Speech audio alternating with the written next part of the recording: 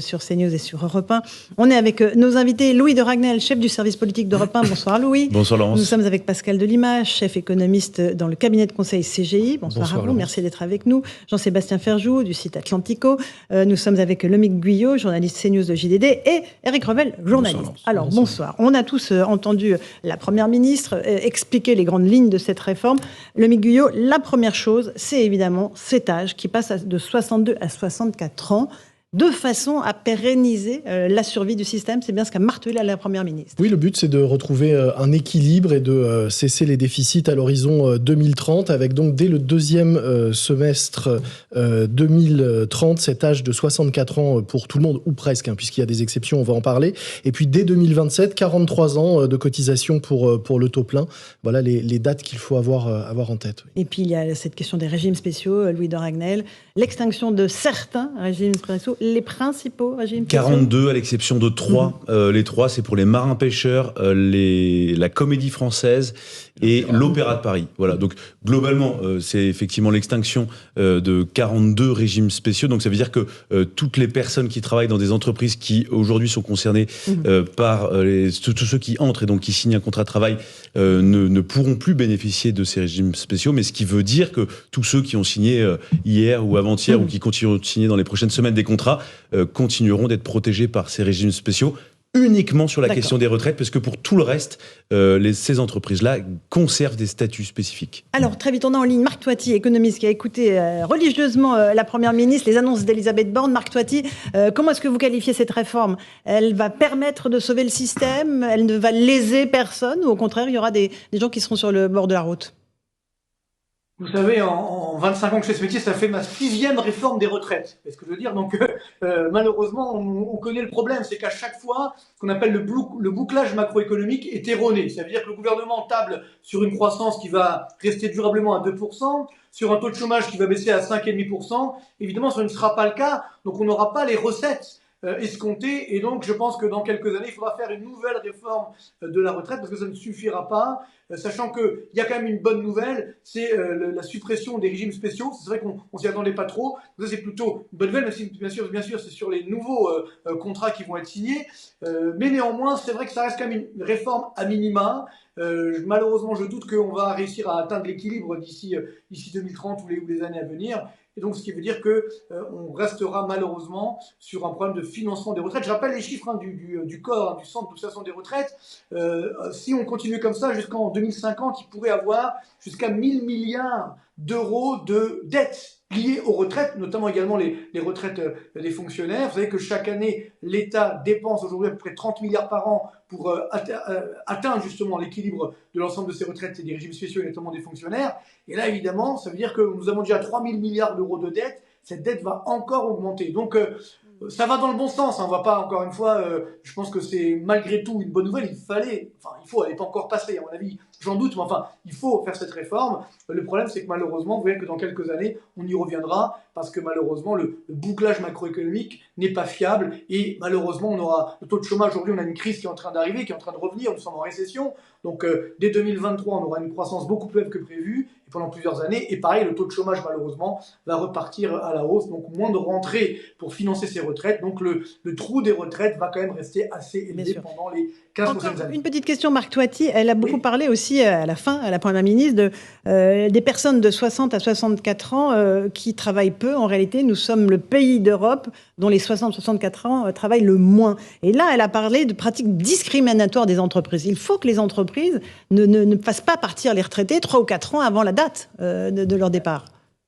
Le problème, c'est qu'il y a des processus de pré-retraite qui ont été votés par les différents gouvernements. Donc, vous voyez, c'est un petit peu, là aussi, paradoxal. Ce qui fait qu'encore une fois, je pense qu'aujourd'hui, il y a beaucoup d'entreprises qui font face à des pénuries de main-d'œuvre, donc qui souhaitent effectivement les garder. Maintenant, est-ce que si, d'un autre côté, on maintient les régimes spéciaux, justement, de pré-retraite, à ce moment-là, il y a beaucoup de retraités qui vont préférer, pourquoi pas s'arrêter plus tôt, pour avoir un équivalent en termes de salaire. Donc, c'est ça aussi le problème, c'est que oui, pour conserver, mais à ce moment-là, il faut des salaires qui soient plus élevés. Et si on maintient les systèmes de pré-retraite, on ne pourra pas les conserver là aussi au travail. Et puis ne l'oublions pas, qu'est-ce qui crée le travail? Qu'est-ce qui crée l'emploi? C'est la croissance, c'est l'activité économique. Et donc si malheureusement, vous savez, dans les années 90 encore, on avait chaque année 2,5% de croissance hors inflation, c'était notre croissance structurelle, comme on l'appelle. Aujourd'hui, tenez-vous bien, on est entre 0,7 et 0,9%.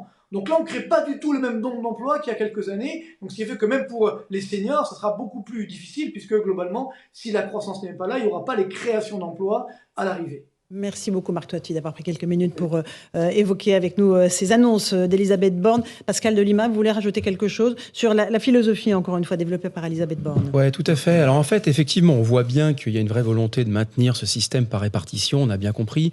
On a bien compris aussi qu'il y a quand même à très court terme une volonté de bouclage financier, même si à long terme, ça suppose des hypothèses fortes sur la croissance et l'emploi. Mais néanmoins, aujourd'hui, on a cette volonté de bouclage financier du fait des déficits, ok, et de pouvoir redistribuer ces économies, le cas échéant, vers des catégories de population en situation de précarité. Mais maintenant, et Marc l'a dit, c'est que effectivement, ça reste comme toujours, c'est pareil pour l'assurance chômage, c'est une réforme administrative, c'est-à-dire qu'on fait des hypothèses fortes sur la conjoncture économique et sur l'emploi, et donc il faut aussi parier sur la croissance économique, la compétitivité de l'emploi et de l'économie, et donc forcément, bon, ça c'est des points importants, ces hypothèses qui sont faites sur l'avenir, sur le monde de demain. Il faut quand même, à mon avis, clarifier l'orientation aussi de la politique économique, des politiques sur qu'est-ce qui va se passer, quels sont les points forts de l'économie française demain, parce que c'est là qu'on va créer des richesses. Et puis le dernier point, c'est que aujourd'hui, il y a grosse pression quand même sur les seniors. Là, les seniors, on a tout. Sur l'assurance chômage, il ne faut pas être trop longtemps au chômage, il va falloir la vie trouver du boulot. Oui. Sur les retraites, maintenant, bon voilà, on doit travailler plus. Puis en face, il y a les entreprises aussi, parce que ça coûte de l'argent, les seniors. C'est plus cher qu'un junior, par définition. Donc, on a bien compris. Là, voilà, bravo, les seniors, aujourd'hui, c'est la croissance de demain. Oui, Éric Revel. Puis après, il faudra qu'on écoute quelques sons quand même de Bruno Le Maire, de ce qu'a dit Bruno Le Maire, parce que c'est des précisions qui sont importantes. Sur la mesure centrale mise en place pour que l'employabilité des seniors augmente dans ce pays, vous l'avez entendu, la Première ministre, elle parle d'un index public. Alors, ça veut dire quoi ? Un index public dans lequel on va valoriser les entreprises qui jouent le jeu de l'employabilité des seniors et, a-t-elle dit, dénoncer celles qui ne joueraient pas le jeu. Donc cet index public, en fait, ça va être une sorte de plaque tournante de la dénonciation des entreprises qui jouent pas le jeu. Macronie d'ailleurs, parce qu'on nous a beaucoup répété exactement. que Balai Neuf, Balai Mieux. Exactement. Éric Revel. Et puis, deux petites choses, si vous permettez. Moi, quand j'entends Pascal Delima qui nous explique qu'il faut sauver le système de répartition, évidemment, mais j'espère qu'un jour, on pourra aborder sans tabou la question de la capitalisation dans ce pays, parce que c'est un sujet aussi qu'il faudra bien aborder, et qui sauverait peut-être d'ailleurs alors là, c'est pas le pour sujet, les plus fragiles la répartition. Non, mais on n'est pas, et puis, dernière chose que j'aimerais dire, qui n'est pas le sujet non plus, mais dont j'aurais aimé qu'Elisabeth Borne parle, c'est la façon dont le gouvernement va mettre la main sur le trésor de guerre de la GIRC-ARCO. Les retraites complémentaires, c'est 80 milliards d'euros, c'est énorme, et personne n'en parle. Et Madame Borne n'en a pas parlé non plus. Allez, c'est bien dommage. Une première réaction, Jean-Luc Mélenchon, chef de file de la France Insoumise, qualifie de grave régression sociale, sans surprise, la réforme des retraites présentée par Elisabeth Borne. Voilà, suppression des régimes spéciaux, avantageux. La réforme Macron-Borne, c'est une grave régression sociale, a-t-il dit. On va écouter Bruno Le Maire. Il a pris la parole il y a quelques instants. Il parle justement du taux d'emploi des seniors. C'est important, c'est le sujet qu'on évoquait. Écoutez le ministre de l'économie et des finances. C'est révoltant que la France ait un des taux d'emploi les plus faibles des plus de 55 ans, de l'ordre de 56%, là où il atteint 70% en Allemagne ou en Suède. C'est une perte de compétences, c'est un gâchis d'expérience, c'est un gâchis d'humanité, c'est un gâchis collectif. Et de ce point de vue, notre réforme augmentera le taux d'emploi des seniors, qui retarderont leur départ à la retraite. C'est ce que nous avons observé lors de la réforme de 2010. Voilà, sur le taux d'emploi des seniors, Pascal Delima. Oui, il y a un problème franco-français, on est bien d'accord, c'est clair. Après, qu'est-ce que vous voulez qu'on fasse ? On va pas... Une autre solution serait d'augmenter peut-être les taux de cotisation aussi, mais bon, ça, c'est pas très populaire fiscalement. Soit d'allonger la durée de cotisation, c'est Marisol Touraine, on continue là-dessus. Et il y a les salaires aussi des seniors. Il y a les salaires des seniors, parce que si on augmente les salaires et qu'on fait de la croissance, automatiquement, les recettes sont plus élevées. Ouais. Donc il y a aussi la partie salariale qu'on ne traite pas, qui est un autre levier, qui est d'accroître, en fait, de rentrer dans les métiers de demain, de rentrer dans les métiers des 20 prochaines années pour créer de la valeur et augmenter les salaires du privé. Et puis, on ne parle pas beaucoup non plus des différences entre le public et le privé. Parce oui. que là, on a des différences énormes, 50% du salaire brut sur les 25 dernières années, par rapport à 75% sur les 6 derniers mois dans le secteur public.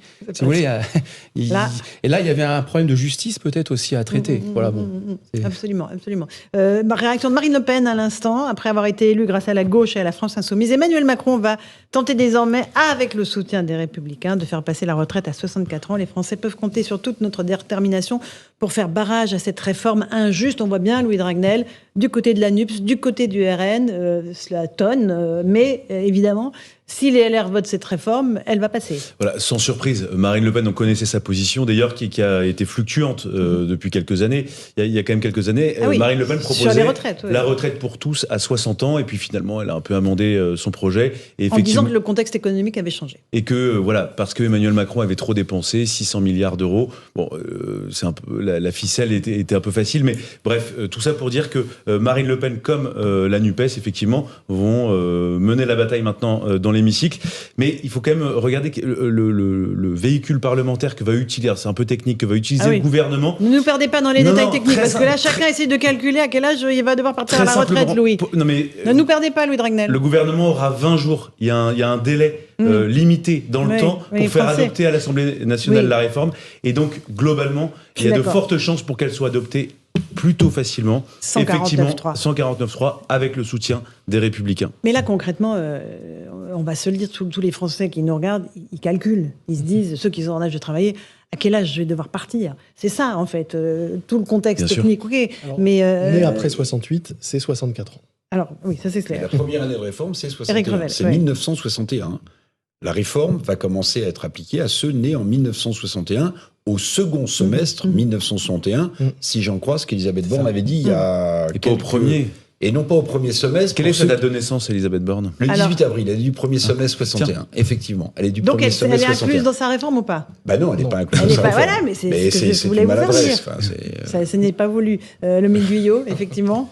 Oui, effectivement. Donc les dates, voilà, à partir de 61, ça va s'étaler. On va gagner 1 an à chaque fois. Si vous êtes né avant 64, vous partirez à 63 ans, et puis etc. Donc, et après 64, à partir de 68, vous partez à 64 ans. Et entre 64 et 68, eh bien 63 ans et 3 mois en 65, 66, 63 ans et 6 mois, et 67, 63 ans et 9 mois. Bon. Quelques années à travailler. Pour ces moi, après la 14e réforme des retraites, je partirai à 92 ans, je pense. Mais, oui, mais on verra où on a l'espérance de vie.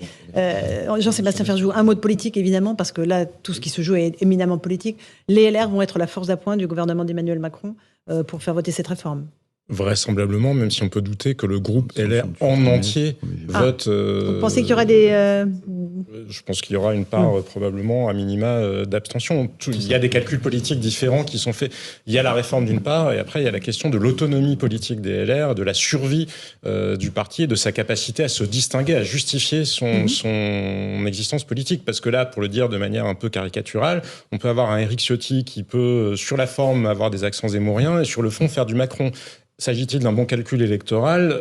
L'avenir nous le dira, mais on peut imaginer que le territoire du LR ne se situe pas exactement là et que ceux des électeurs de droite qui soutiennent ce genre de réforme sont déjà de toute façon arrimés à la majorité. Donc il y a un certain nombre de gens au sein de LR qui se posent cette question, ces questions-là. C'est-à-dire que une réforme des retraites avait été proposée par Nicolas Sarkozy en 2012 au moment de sa réélection. Mais la cohérence, elle est puis globale, par François Fillon, puis par Valérie Pécresse. Et alors, c'est ce que je disais tout à l'heure. Cornélien. C'est en fait c'est le cas de conscience. Est-ce que je soutiens Macron est global. En prenant le risque, c'est global parce que pour le coup, vous verrez sur l'immigration, je pense que les LR seront pas aussi allants. Non, mais ça, je suis d'accord. Mais ce que je veux vous dire, le sujet, c'est pas détacher cette réforme-là du reste. Ça n'a aucun sens. Il y a 40 ans, il y a 50 ans, nous étions à peu près aussi riches que les Suisses et plus riches il y a encore 20 ans, nous étions plus riches que les Allemands par habitant. Et c'était le cas aussi avec les États-Unis. Nous nous sommes effondrés, mais déconnecter ça de ces questions-là, alors ça paraît théorique, mais ça l'est pas du tout, parce que l'équilibre du régime des retraites, ça dépend de la démographie, mais ça dépend aussi, comme je vous le disais, de la croissance et du niveau d'emploi dans le pays. Et ne jamais se poser cette question-là, c'est renoncer là. C'est là où, quand je vous parlais de logique comptable, nous sommes dans une logique comptable, on fait totalement abstraction. Quelle croissance on veut demain? On veut réindustrialiser la France, mais avec quelle énergie? On le veut, mais avec quelle réglementation sur l'environnement? décorréler cette question-là de tous ces grands débats qui n'ont pas eu lieu pendant la campagne présidentielle, tout simplement parce qu'il n'y a pas eu de campagne présidentielle, enfin pas eu de véritable débat pendant la campagne présidentielle, ne pas profiter justement d'un moment comme cette réforme-là pour poser ces questions-là, parce que l'emploi des seniors, on ne peut pas en parler si on ne réfléchit pas, vous le disiez tout à l'heure, à ce que sera l'économie française de demain. On ne peut pas en parler si on raisonne pas. Regardez la crise du sens, je vous en parlais.